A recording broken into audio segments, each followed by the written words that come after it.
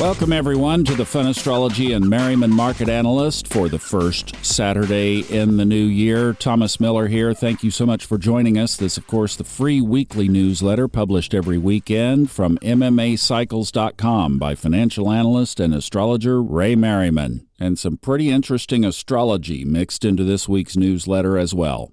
He says, whoa, that was one rocky end-of-the-year holiday sleigh ride for financial markets. But then again, when you have the long-term Jupiter-Saturn waxing square on December 24th, followed by the disruptive Venus-Uranus waning square on December 28th, it was not likely to follow the typical Santa Claus rally script that many analysts expected.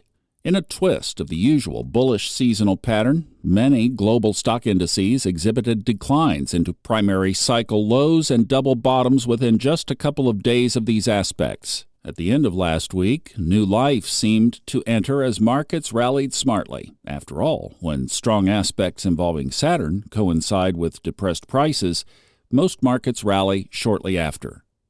In the Far East and Asia, a possible primary cycle low occurred on December 20th in the Australian ASX as the index dropped to its lowest price since early September and then began a rocky rally. The Indian Nifty index made a double bottom low and possible primary cycle on December 20th and 31st. The Hang Seng of Hong Kong also made double bottoms on December 14th and January 2nd. China's Shanghai Composite took a beating on January 3rd, falling to its lowest level since October 18th.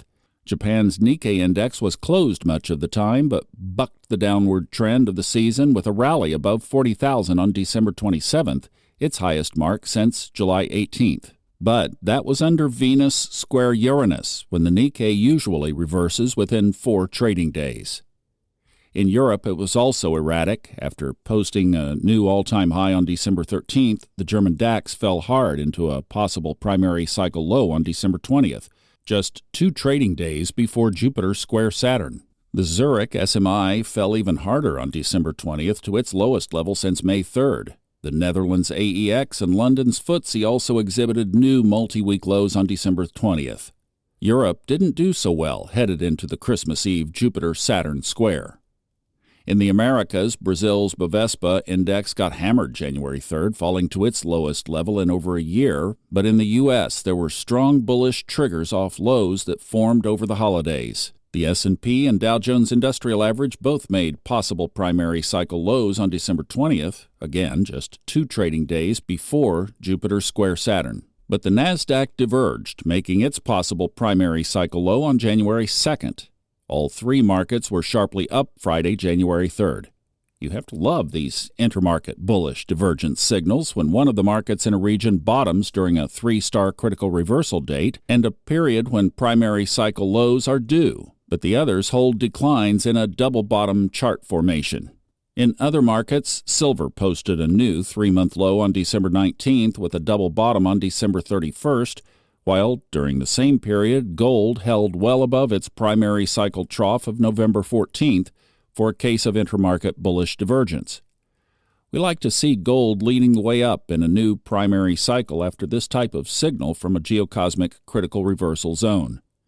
However, we now need to see gold continue its rally above 2761 to confirm that this is also a new 50-week cycle headed to new all-time highs.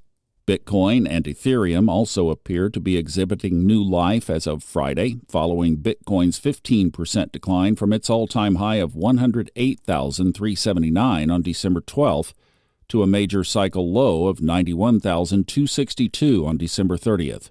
Now we will see if it can make a new all-time high or just a secondary high in the next couple of weeks before falling to its primary cycle low, which is due at the end of this current major cycle phase. Crude oil is also enjoying a good run, rising to a high of $74.35 on Friday, January 3rd, its highest level since October 14th. And now the short-term geocosmics. Our last column 2 weeks ago stated, quote, "In terms of market behavior, Jupiter-Saturn waxing squares have a very high correlation to primary cycles, troughs or crests, usually within 1 week.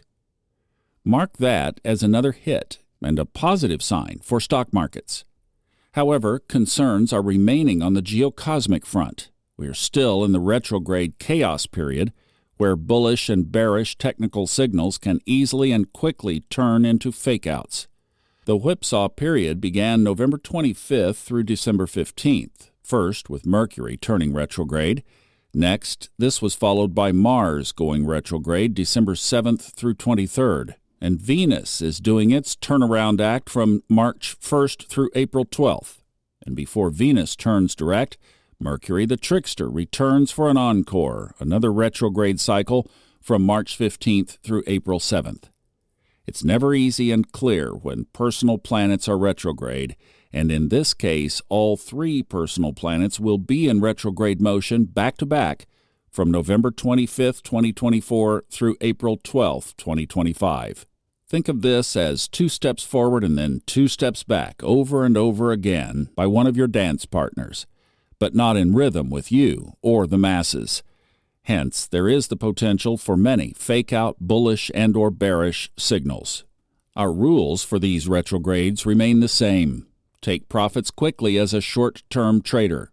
Don't marry your position unless you enjoy chaos. And some people do. Position traders don't, but aggressive short-term traders might. It's like we are all turning into Geminis, with Jupiter in Gemini, square Saturn in Pisces, still within the orb. It's a mutable dilemma. So this week may be notable given that 1. Mars just formed an opposition to Pluto January 3rd. We had terrorism and brutal attacks taking human lives. And 2nd, Mars retrograding back into Cancer January 6th through 17th. The last passage of Mars in Cancer was September 4th through November 4th, and it was quite bullish for gold. Now we see if it does the same when retrograde. On January 15th, Mars in Cancer will be opposed by the Sun in Capricorn, just 2 days after the full moon. This could be a particularly dangerous time, terrorism, but it could also indicate unusually harsh weather conditions, cold, threatening safety to people in northern climates.